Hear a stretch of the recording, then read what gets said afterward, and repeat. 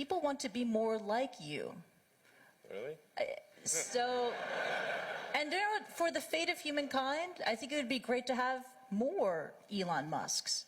So what do we need to do to become more like Elon? I don't know if it's, I think it maybe sounds better than it is.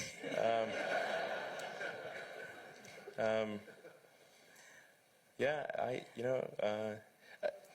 I mean, honestly, like, there's a friend of mine who's got a great saying about creating a company, which is trying to build a company and have it succeed is like eating glass and staring into the abyss. Well, so, I mean, what tends to happen is it's sort of quite exciting for the first several months of starting a company, and then reality sets in. Things don't go as well as planned.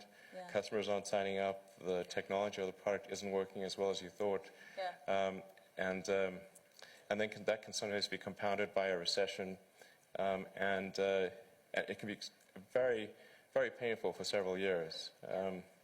So I think, frankly, starting a company, I would advise people to have a high pain tolerance. Yeah.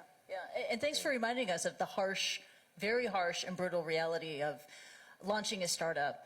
There is that Elon Musk / Tony Stark mystique. People think, you are, Robert Downey Jr. modeled his character, Tony Stark, Iron Man, on you. It's easy, it's fun. You're a superhero titan of industry.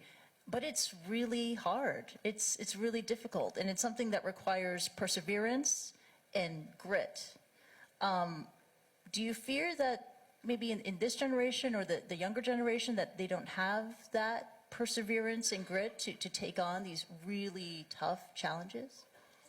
I think some people do. Yeah.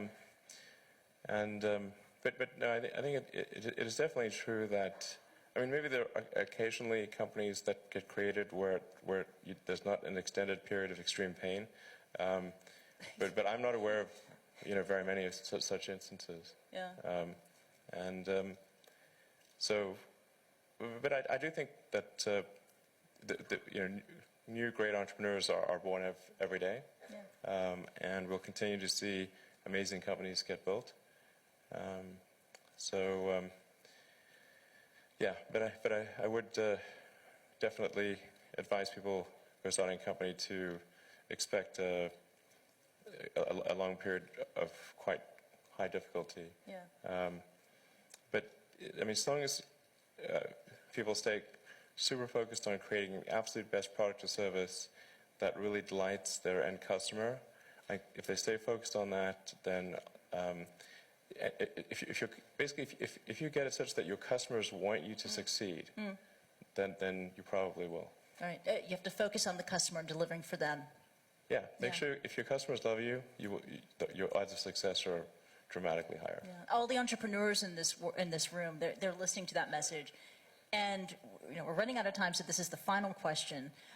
This is for the budding entrepreneurs in the room who could take an Elon Musk idea and run with it. I mean, quite famously, Hyperloop was the idea that you had to give away because you just don't have enough time to deal with it. What are the other ideas that you have that you would love to see another entrepreneur just take on and go? Well, I think there's a lot of opportunity in general in electrification of transport. So electric aircraft, I think there's a lot of opportunity there. I think in genetics, although that's sort of a thorny area, but I think that's in terms of solving some of the more intransigent diseases. Genetics are really key to solving those.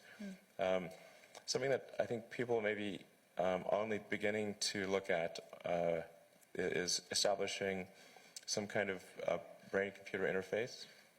So a brain-computer interface. Yeah, at the neuron level. So this is sort of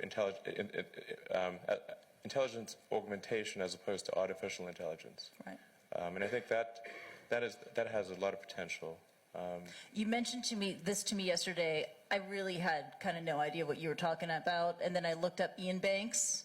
Neural lace. Neural lace. That's right. Exactly. And so it's this concept of wiring the brain. So it's either there could be a brain internet, and it could also mean that we can upload our thoughts to the cloud.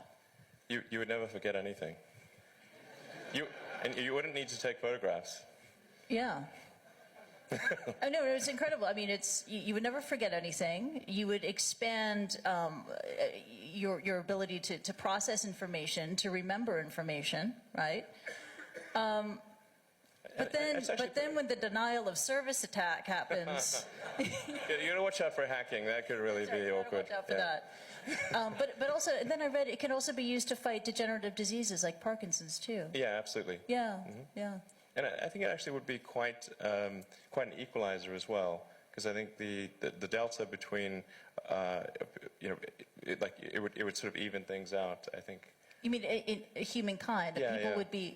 there would be no education disadvantage. Everyone would Yeah. be starting at the same level. Yeah. So there would be no meritocracy. No, there would be new meritocracy. There would be, but it would be, the differences would be smaller. The delta would be smaller, probably. Wow, and you really welcome that kind of world. All right, welcome. You asked for predictions. Okay. Predictions are not the same as That's right. preferences. So, I mean, do I think something like that is likely to occur? I think probably. Wow. Yeah. Wow, it's incredible. We could go on and on. Unfortunately, we have to wrap and leave it at that. Let's give it up for Elon Musk. That was really awesome. Thank you so much. Thank you. Thank you.